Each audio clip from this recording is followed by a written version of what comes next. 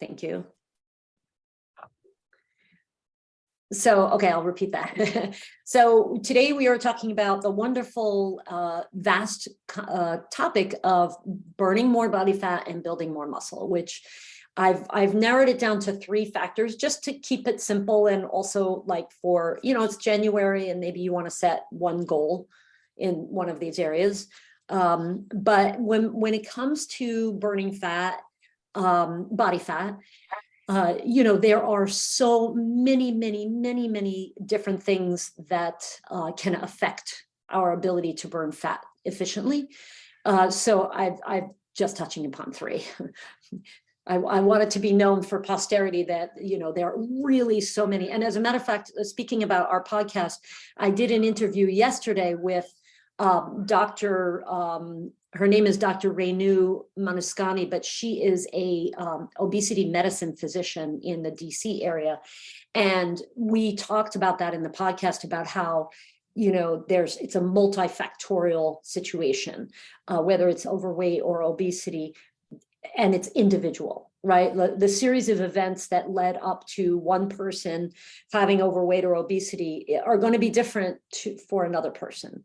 So there's so many factors. There's genetics, there's could be trauma, past trauma, there could be environmental issues, stress, sleep, medications, hormones. I mean, it's unlimited.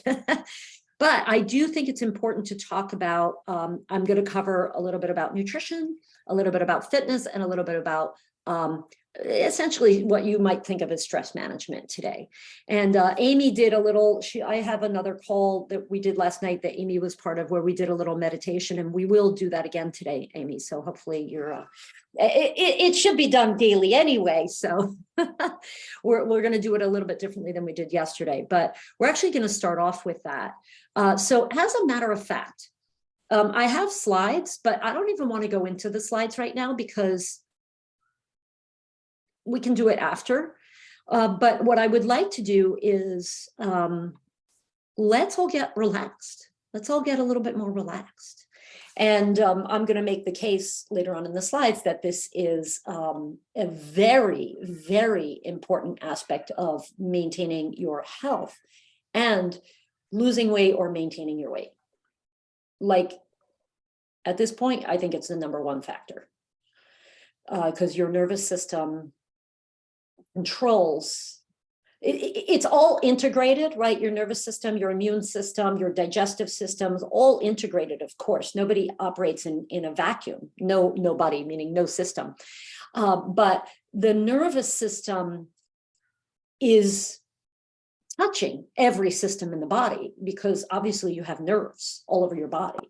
So if your nervous system you're in a stress state, so it's in what's called the sympathetic state, then your every system in the body is affected by that in particular ways. Now, one could say it's a negative impact, except for the fact that when we are in a stress state, the adrenaline helps us, right? It helps us to be more alert, to be able to run faster if need be. And your heart is beating faster, your capacity for breath is bigger. So a lot of our mechanisms are about physiological responses to, or physical responses to stress. But in our current society, most of those are unnecessary, right? Like if you're in a stressful situation at work, now you're not going to have to run away from your boss or fight your boss, but your body is responding exactly as if you would have to do that. So those responses are incredible, mediated by the nervous system. But if we're in that chronic state, then a lot of those responses are counter to health and counter to weight loss. So that's why you're going to hear me talk about this more and more and more and more and more and more deeply. We all need to calm down. And that's going to be the key, the answer to so many questions or wonderings that you may have in the healing process. And really, weight loss is healing. You don't have to lose weight to heal, Actually, I asked the doctor that yesterday, and we agreed that you don't necessarily have to lose weight to be healthier, but in most cases, but certainly we can think of the process of shedding excess body fat as a healing, restorative process in the body. And that's going to be done when your nervous system is in a much more relaxed state, which is called the parasympathetic. So that's what we're going to do. And I am just going to bring up my little notes here so that I stay on track. And sorry, I was meant to do that earlier. Can you hear my cat?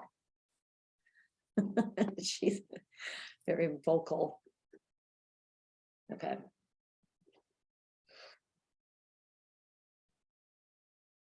So, Joanne, you're not driving, right? Okay. Can't be driving when you do this ever. But I recommend just getting relaxed in your seat, feet either hanging or on the ground, arms at your side, relaxed, kind of comfortable. You might want to give a little wiggle to kind of make sure that things are falling into place properly. And then I'll invite you to close your eyes.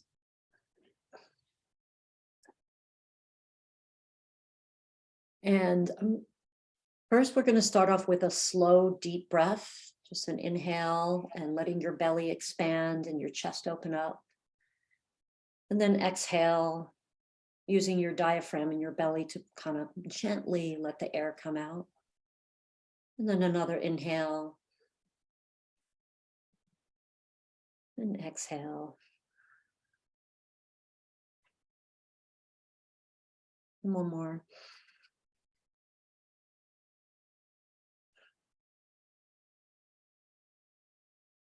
And then on your next inhale, as you exhale, relax your body completely, releasing and relaxing tensions along the way. And to help you relax, I'm going to direct your attention to different parts of your body. So bring your attention to your scalp, to the skin that covers your head. And just focus your attention there and you might notice a little warmth or tingling, a vibration sensation. And that's really just your circulation flowing, which is good. Just bring your attention to your scalp and relax any tensions or pressures that are there. And now bring your attention to your forehead, relaxing any tensions or pressures. And bring your attention to your eyes, your eyelids, and the area around your eyes. Just take a moment to inhale, and as you exhale, breathe out any tension or pressure in that area. And bring your attention to your cheeks, jaw, tongue, relieving any pressure or tension there. Relaxing more deeply now. Focus your attention on your neck and your throat, releasing tension. And bring your attention to your shoulders, arms, hands. You might even feel your clothing touching your skin. You might feel some of that vibration in your hands, especially the palms of your hands. Just notice that. And again, inhale, and as you exhale, relieving any pressure or tension in that area.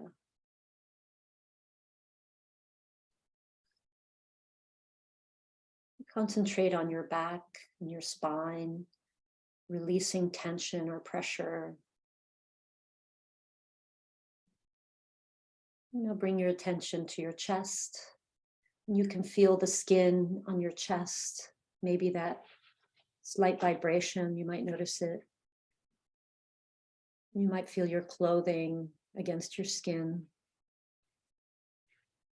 And again, inhale, and as you exhale, release tension from your chest area. Now concentrate on your abdominal area. Again, noticing any vibrations, any sensations.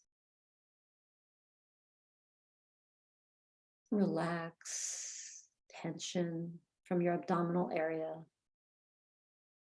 Relaxing more deeply. And bring your attention to your thighs. And again, notice any vibration on your skin, your clothes touching your skin, the pressure of the seat beneath you.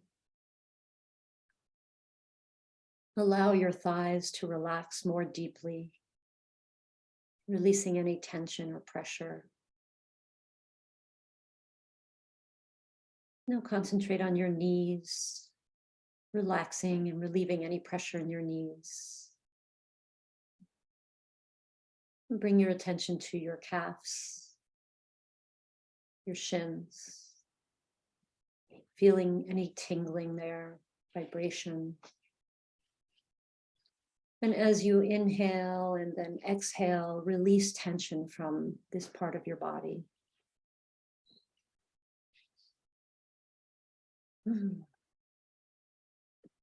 And now, to relax more deeply, bring your attention to your toes, relaxing more deeply. And bring your attention to the soles of your feet, relaxing more deeply now. Bring your attention to your heels,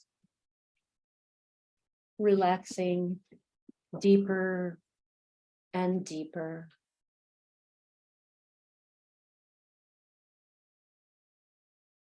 You are now at a deeper level of mind, deeper than before. Just take another breath, inhale, and as you exhale, release whatever pressures or tensions that might be lingering in your body.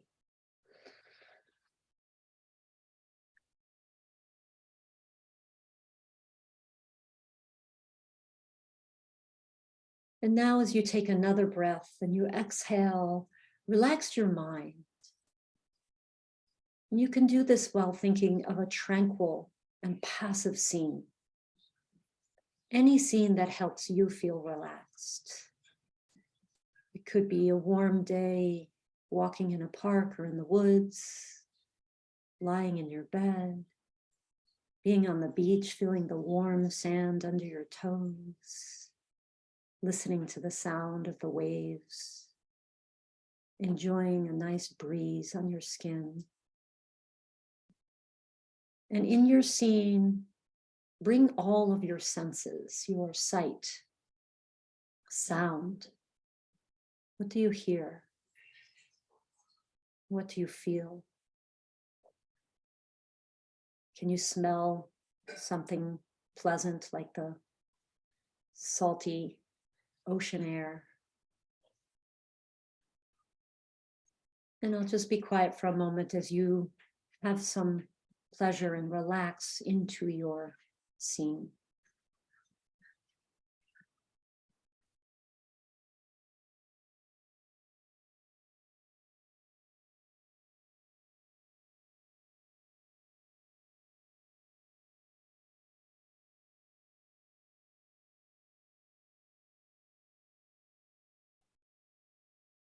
Take another deep breath. You are now at a deeper, healthier level of mind, deeper than before. It's a wonderful feeling to be deeply relaxed, a very healthy state of being. And now I'm going to count down from 10 to 1. With each descending number, you will feel yourself getting more deeply relaxed. 10, 9, 8,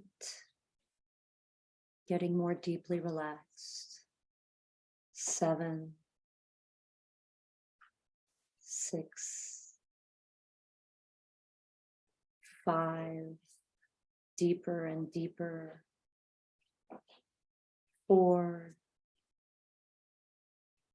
3, 2, and 1.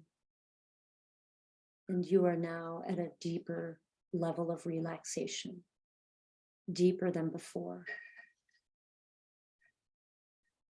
It's a wonderful feeling to be deeply relaxed, a very healthy state of being.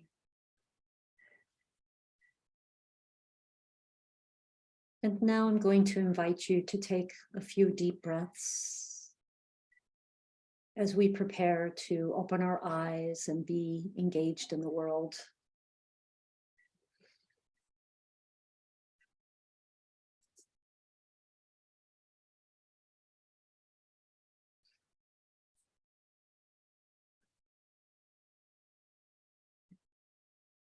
And just to help you bring yourself into a more conscious state, I will count up from 1 to 5.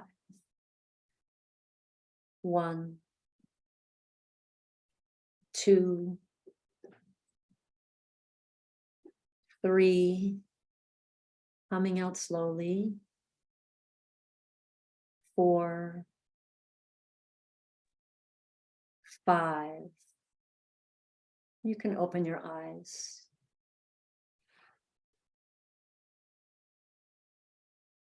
How does that feel?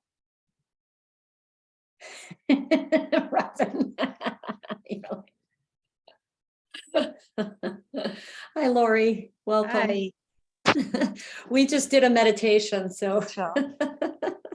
Okay, so everybody's relaxed there. I just had 25 minutes of like, I don't understand, where the hell are you? So it was like one of those. Oh, I'm sorry. Yeah, well, that's life. Yeah. Sometimes technology just isn't my friend. Yes, I think we all experience that for sure. Yep.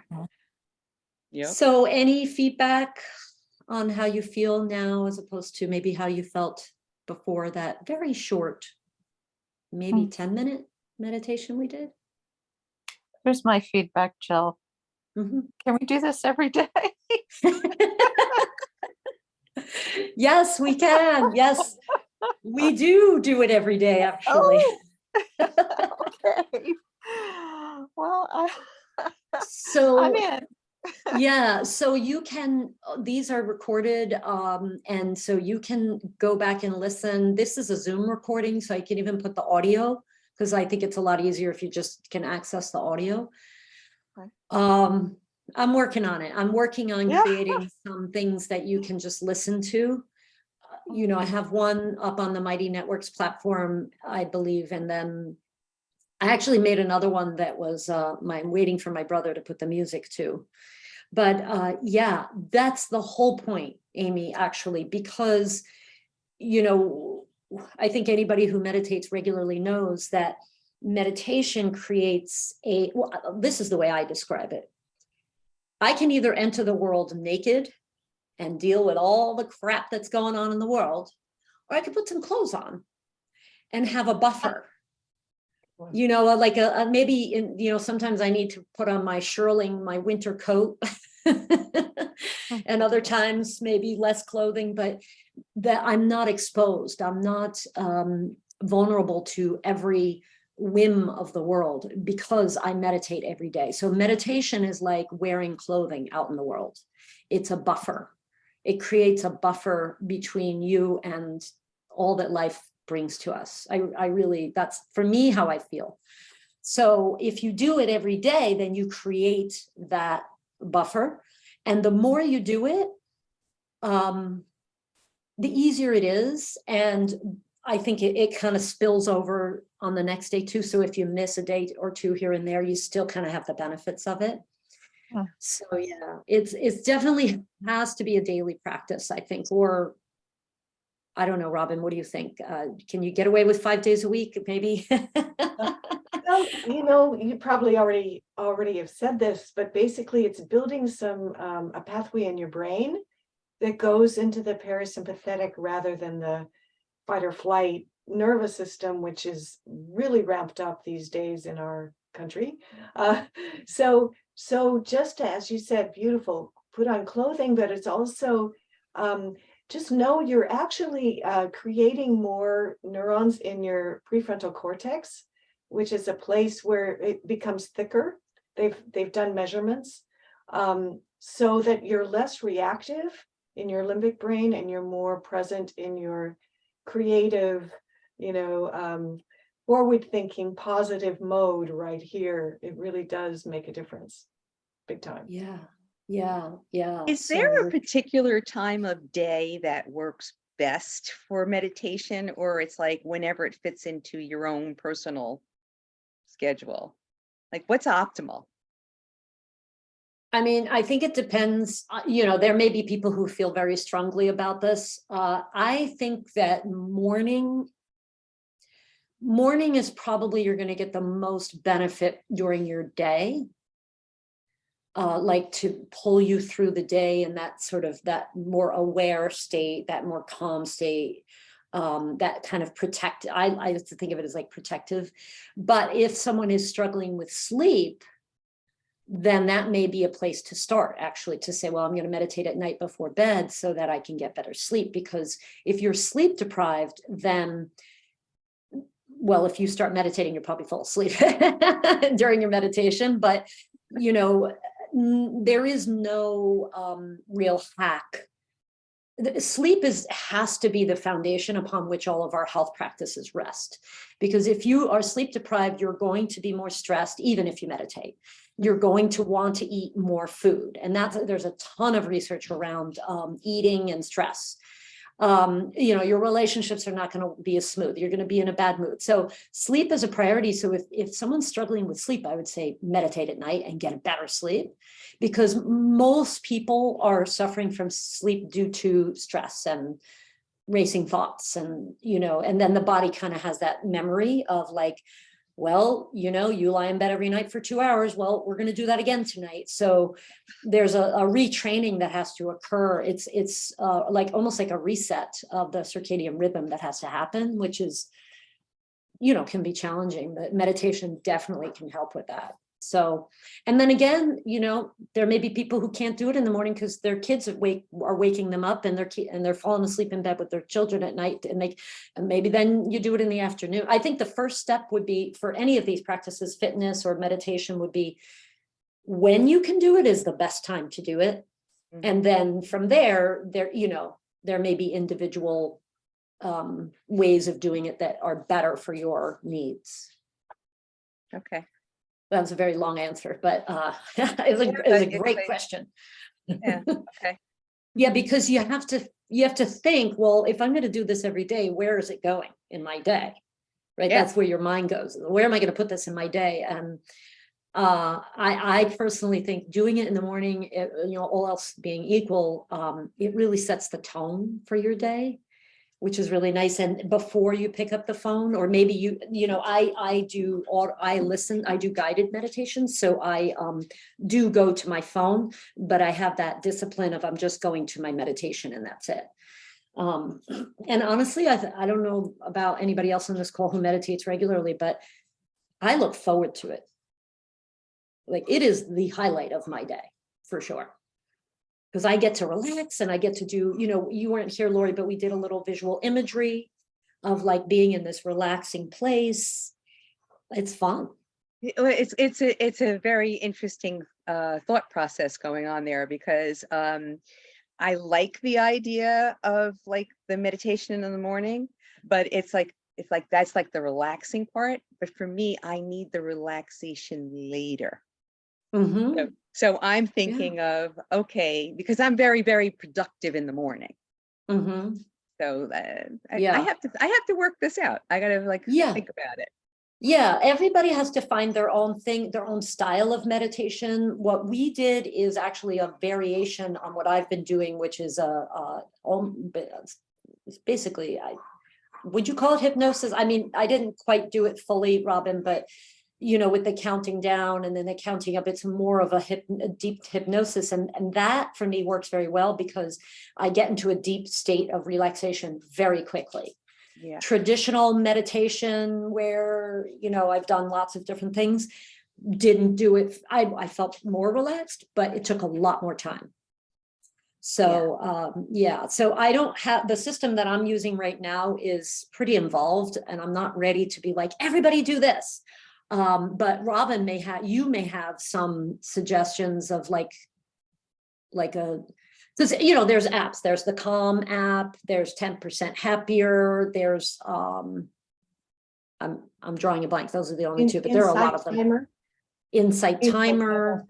Yeah. So, make it easy for yourself, right? If you're like, well, I'm gonna start meditating tomorrow because Jill said so, and then you sit down and you go, okay, what do I do now? Well, I used to do it, and I also used to do a lot of like the guided meditations and hypnosis and all of those things. But it's been a while.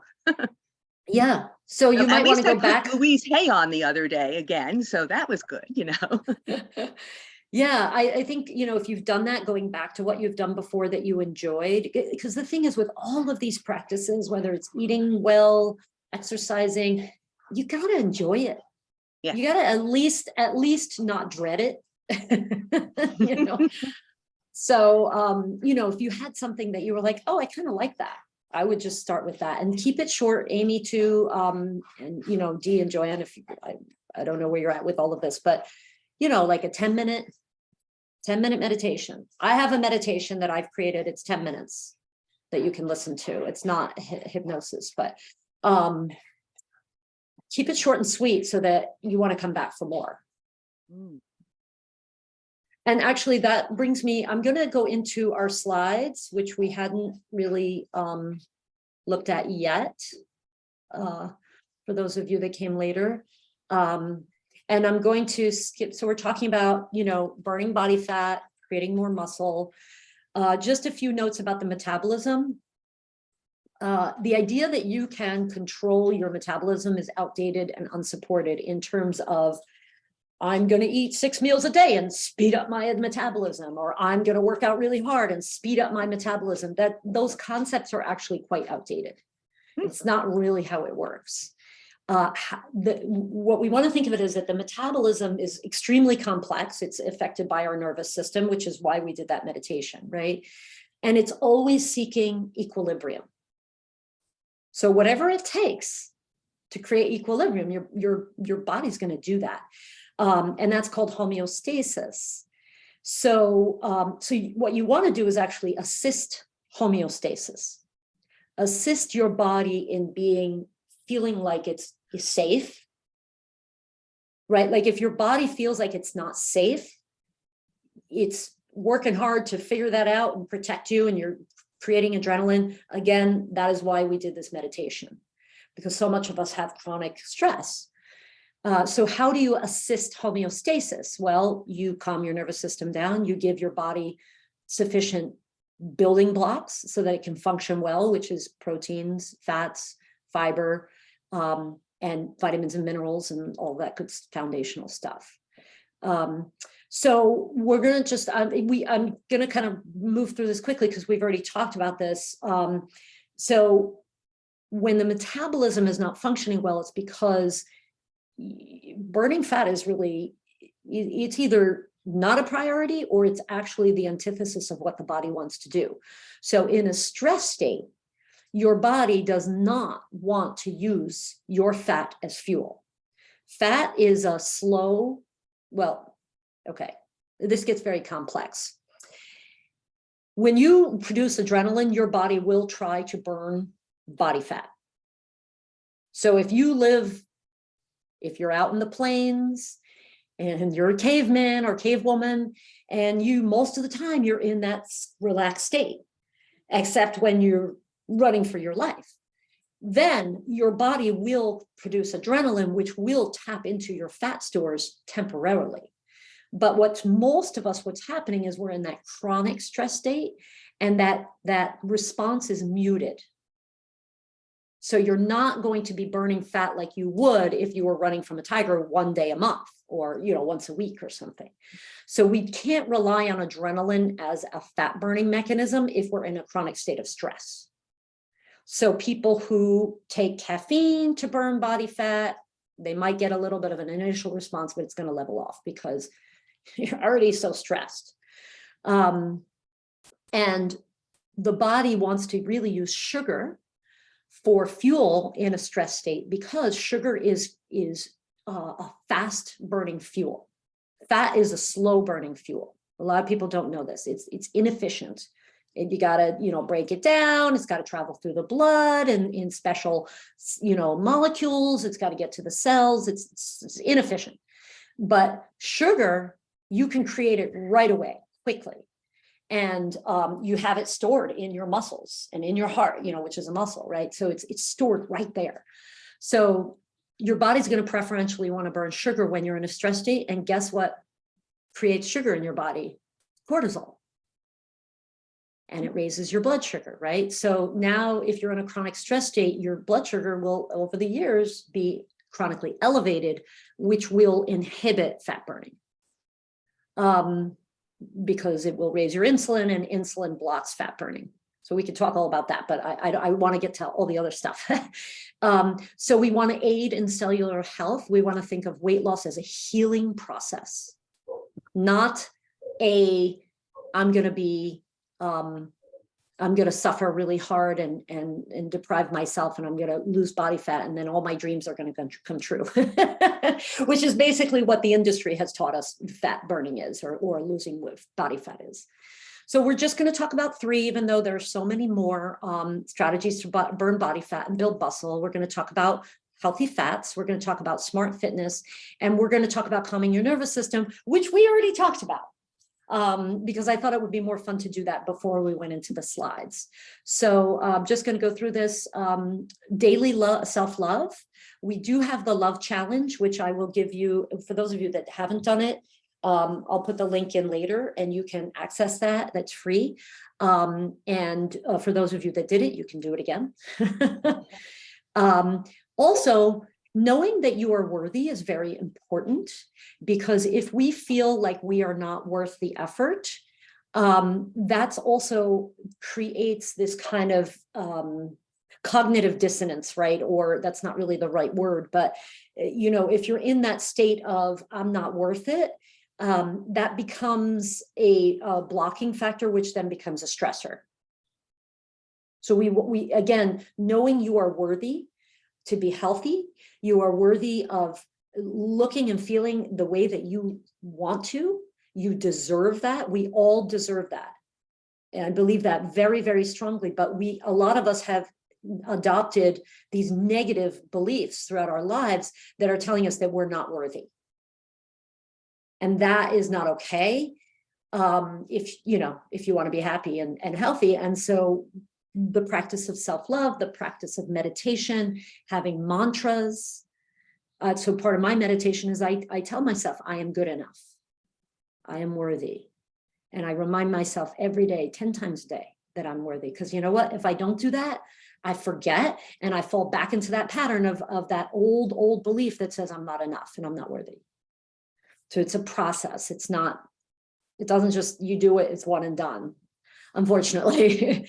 And then, of course, we talked about daily relaxation and meditation. So I want to get to the fats. Just looking at my clock here. So we want to avoid bad fats and increase good fats. Some of you on this call have heard me talk about this a lot, but it's always a good reminder, because why is this so important? It's so important because the body fat that you have on your body has been created from the fat that you eat. Right? Now, of course, fat comes in, your body takes it, it redesigns it, and it puts it here. Your brain is mostly fat. Your cell membranes are mostly fat. So your entire body is built of the fat that you're eating. So if you want to have a well-oiled machine, and a well-oiled machine is homeostasis, right? Balance, things are operating smoothly and efficiently. you got to have good parts.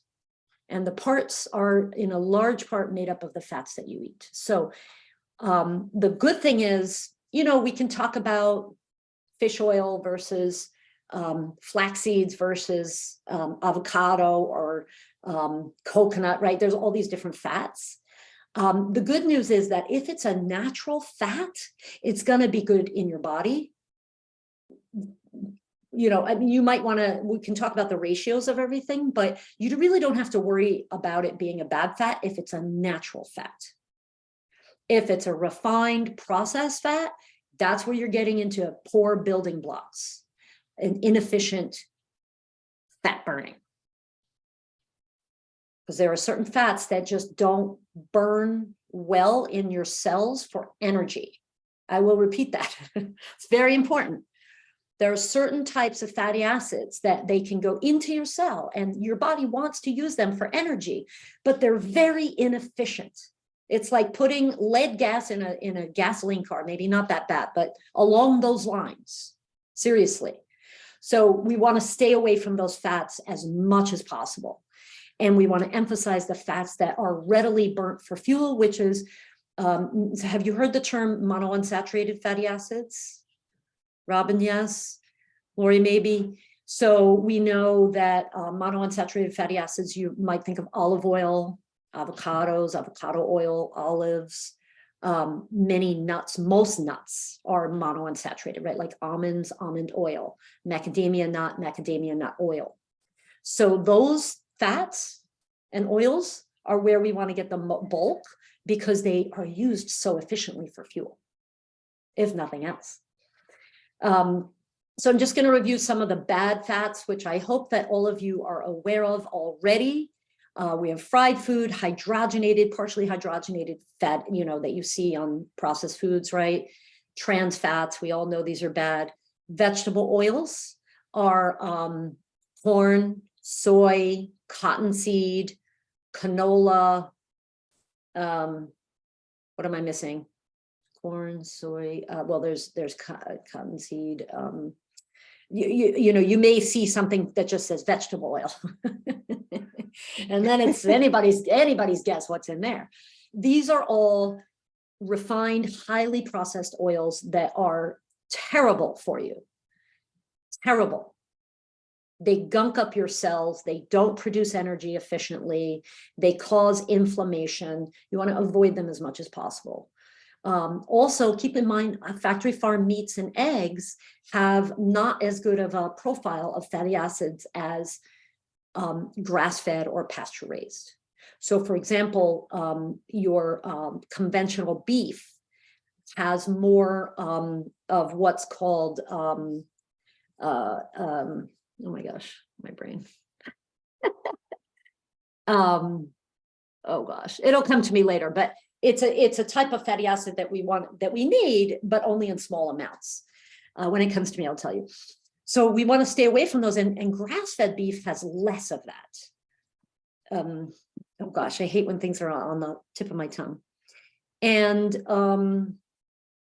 my notes are being, sorry, I have to just go out of screen share for a moment because, oh, I see. Okay, so I just said dairy. So we'll go to the next slide, which is the good fats. So natural, butter, ghee, fruit, and their oils. So there's something called fatty fruit, which is avocado, olive, and coconut, palm as well. So these are fruits and they're oils. So avocado oil is wonderful. Again, natural, right? Unrefined versions of these oils. Nuts, and again, they're oils. So you could have avocado oil, you could have almond oil, you could have macadamia nut oils, and just the unrefined versions. And then we have, what do we have here? We have seeds, chia seeds, flax seeds, an excellent source of omega-3 fatty acids. A lot of people don't know that. Walnuts are also a good source of omega-3 fatty acids, and walnut oil, of course, you could have, but you got to be careful because it's more polyunsaturated as opposed to the monounsaturated. The monounsaturated is like the avocados and the almonds and stuff like that. So it's more sensitive. But Have a couple walnuts. Don't eat too many because they have a lot of oil and fat in them. And, you know, at a certain point, it might inhibit weight loss, but, you know, it's an excellent source of fat. Some seed oils, as I said, be careful with seed oils. So flaxseed oil, walnut oil, which is a nut, not a seed. Even things like sesame seed oil, you want to be careful because they're very heat sensitive. And you really don't want to heat them. Grass-fed dairy and meat, pasture-raised meat and eggs, and wild-caught fish and seafood as opposed to conventional or, you know, farm-raised fish and seafood, which has, again, it's like a factory farm thing. It's a different profile of fatty acids. Okay, so when you're thinking about fats and oils, think natural first. Can I get this fat from a whole food like an avocado or a nut? And then when you're cooking, use the unrefined oils, or use butter or ghee or coconut oil, unrefined. And then I guess we took too much time with the meditation, but so I'm gonna move up the pace a little bit.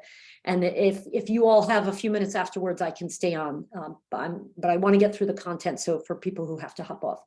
So fitness. Of course, I could spend, you know, another hour speaking about fitness, but these are the important points I want you to keep in mind. Do what you love. Do what you love, or else it was the same thing, you know, Lori's question about meditation, like do something that you enjoy, or else you're not going to keep doing it. Start with small, if you are not currently exercising consistently, start with small, quick sessions. And that's the expression I like to think of as always leave a little on the table. Even if you are an avid exerciser, if you push yourself hard every single day, you might start to feel like, I don't know if I really want to do that. Like that kind of sucks. It's kind of painful and dreadful. And I really don't want to do that. So you want to kind of do it and then go, okay, that felt really good. I think I'm going to do more tomorrow. So not pushing yourself to the max extreme unless you are a professional athlete, which I don't think anybody, including me, is not. And then resistance training is very important for building muscle. So we talked about burning fat, right? Reducing your stress, eating the right fats so that you have the right fat on your body to burn. And not only on your body, but in your diet, right? And then building muscle. Resistance training, man, I mean, it's kind of a must. And the thing that's very sad, but I have to tell you about, and you probably already know this, is that we are losing muscle as we sit here and or stand here and speak. We are all losing muscle. There's a certain percentage, I think it varies. I don't even like to throw those numbers out there because you know, it might be 10% in your 40s and then it goes up, and, you know, where you might be 15% in your 60s. And nobody wants to hear that, right? You're losing a lot of muscle as each year as you age, and that pace picks up after, you know, your 50s and 60s. But there's something you can do about it, and that is to do strength training. And it doesn't have to be you, you know, doing all this crazy lifting huge barbells and stuff like that. It could be smaller weights. It could be bands. It could be Pilates, yoga. I like the TRX, which is just this one tool that you can buy and hang somewhere in your house and do a million things with it. So you can, you know, you can get these tools that are multi-purpose. You don't have to invest in like a $3,000 system. You can use your body weight. You know, you can use your body weight, and that can take you very far. But if you mix it up, you're going to get better results. So if you're doing weights for 3 or 4 months, then maybe you switch it up to just doing body weight for 3 or 4 months. And then you get on your TRX, or, you know, you want to keep your body guessing and not keep doing the same thing over and over, because it does adjust. Again, that homeostasis thing, that's what the body is going after, is homeostasis. So it's going to fight you if you just, you know, it's not going to fight you, but it's not going to give you that same return on your effort if you keep doing the same thing over and over again. Yeah. So, oops, I didn't mean to do that. I meant to do this. go to the next slide, which is just a review, healthy fats, fitness, calm your nervous system. And I wanted to just show, I think everybody here is on Mighty Networks, but and remind you about the Love Challenge if you haven't done it. It's totally free. It's, there's 6 tools that I introduce over the course of 12 days. And it's all about practicing self-love. So most of you have done that. So I won't talk too much about that unless somebody has specific questions. So any questions about anything that I've talked about so far?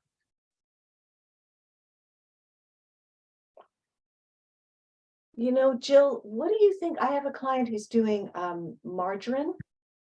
Oh, Like, yeah, and I'm concerned, but I don't know that whole.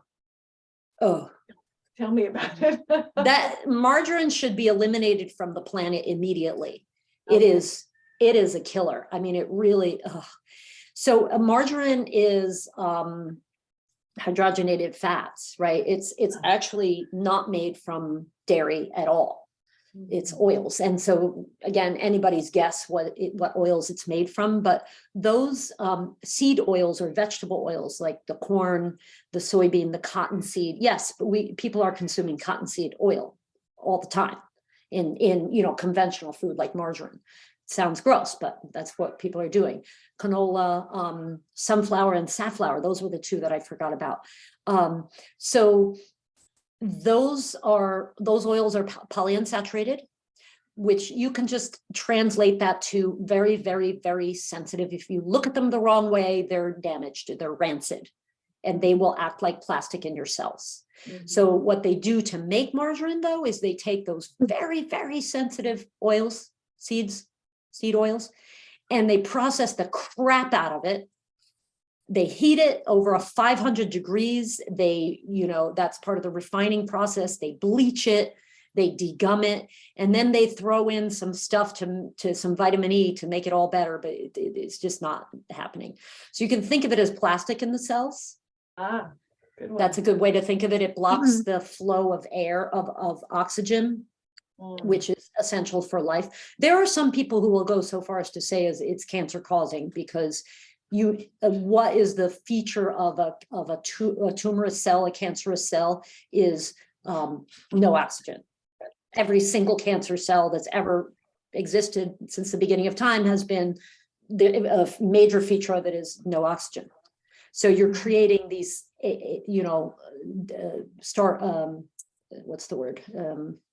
suffocating cells. Suffocating cells. So that might be a good way to describe it to her. Wow, that's powerful. Dramatic.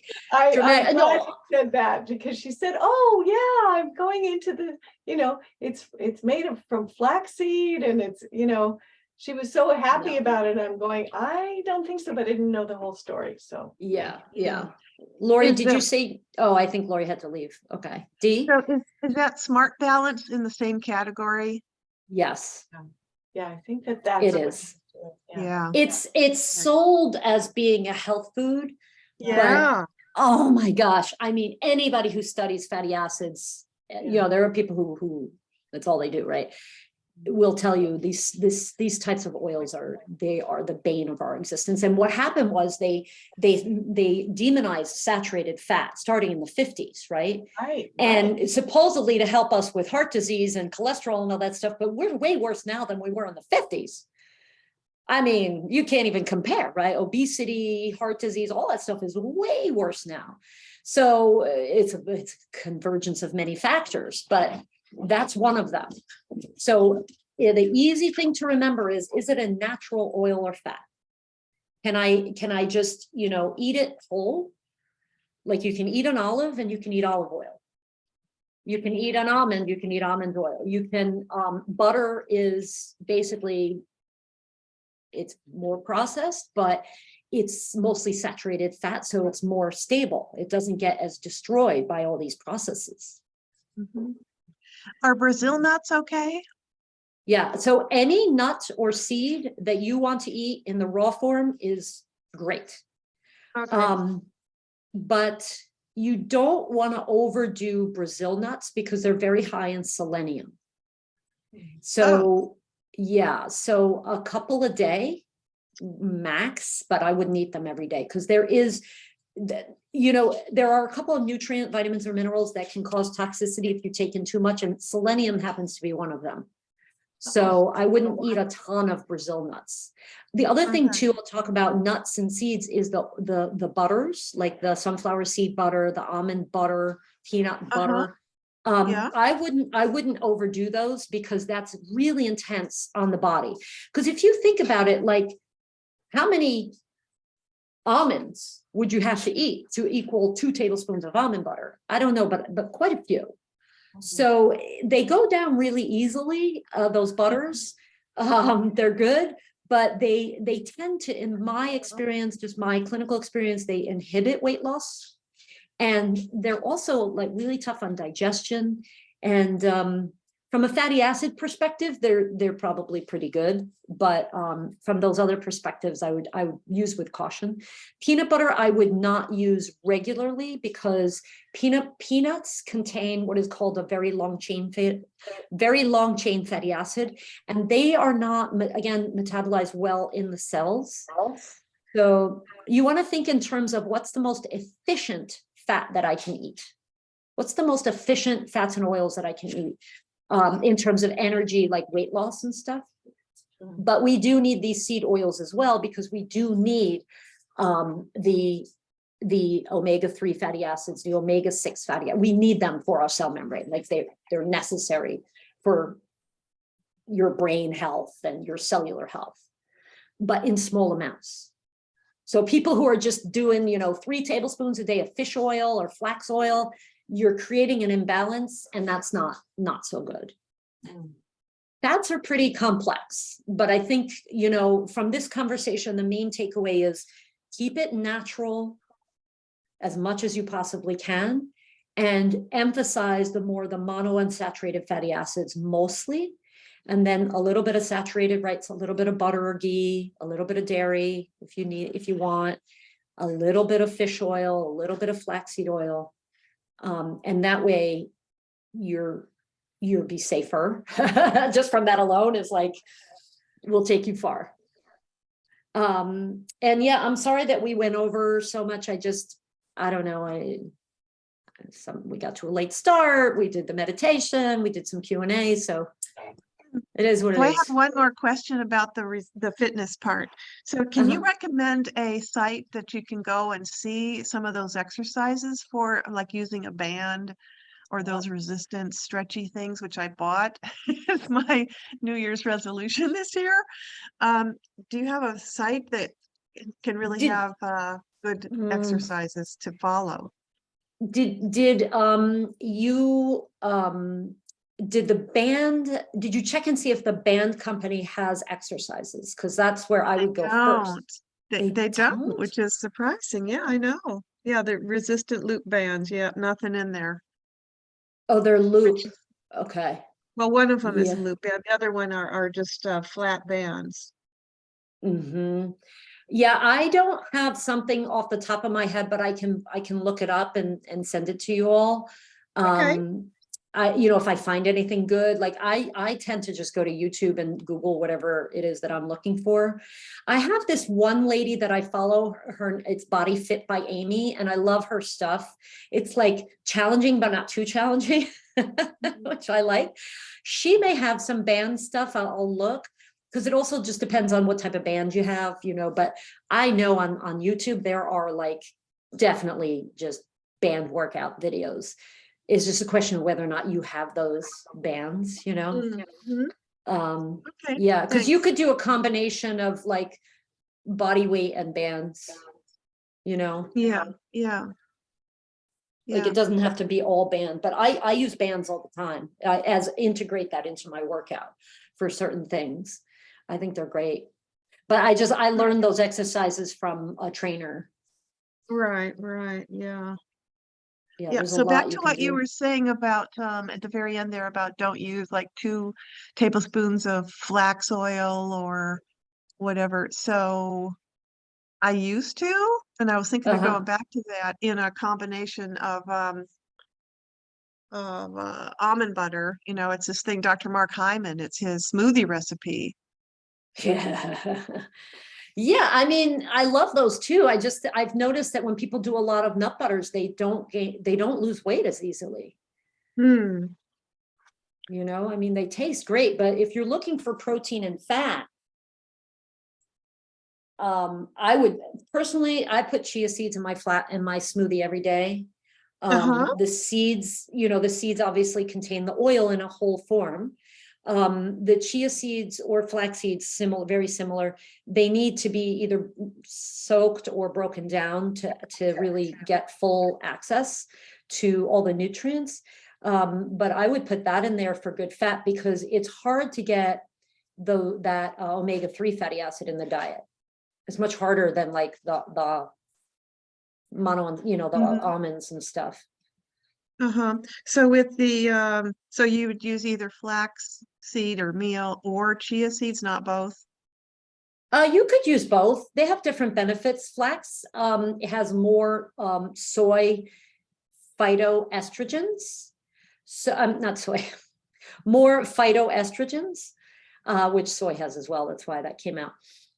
So if someone is estrogen dominant, they might want to be careful with soy and flax because but it's very small. I wouldn't worry about it too much. But that's really the only big difference. They both are an excellent source of fiber and omega-3, basically alpha linolenic acid.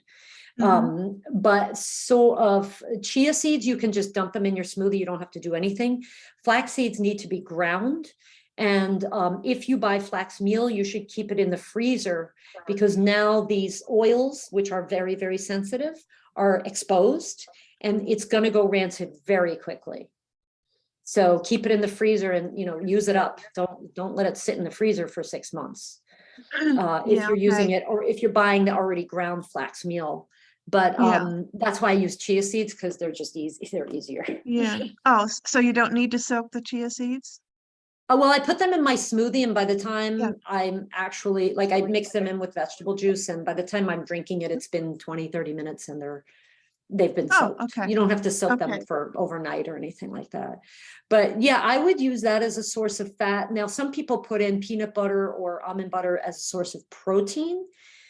Again, there's a more low calorie option for that, right? Like you could eat, what I generally tend to do is eat some fish or something with my smoothie. Oh, You could put protein powder, which is processed, but a very, very efficient way to get protein in your smoothie, obviously. But yeah, some people do use it for that, and that's okay. I'm just saying, is there another way to do it? yeah. It's Yeah. just, none of this is, well, not none of, but most of what I just said is more playing around with it, seeing what works for Uh-huh. you. Uh-huh. Like if the almond butter is great and you're getting your results and your goals and it feels good in your body, then I'd say keep doing it,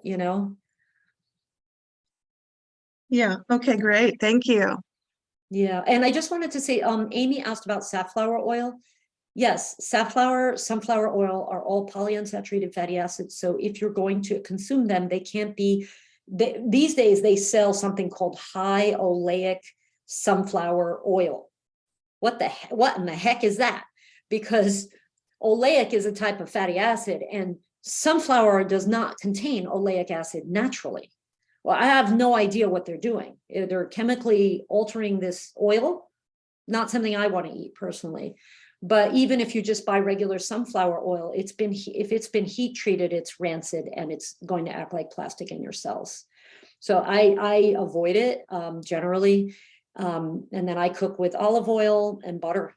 Honestly, those are the two things I cook with. Some people like to cook with macadamia nut or avocado oil or almond oil. Those are okay, just as long as you're not heating them really high. You could use ghee, you could use coconut oil, very stable. But beyond that, there really aren't a lot of oils that I would use to cook, other oils that I would use to cook with. So hopefully that answered your question, Amy. Do not buy canola oil ever again. Throw it away. Okay, ladies. Well, thank you so Thank you much for so being with me much. today. This was fun. Yeah. And Thank you, Jill. I will see you next time.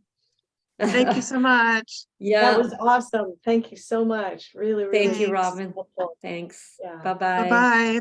Bye.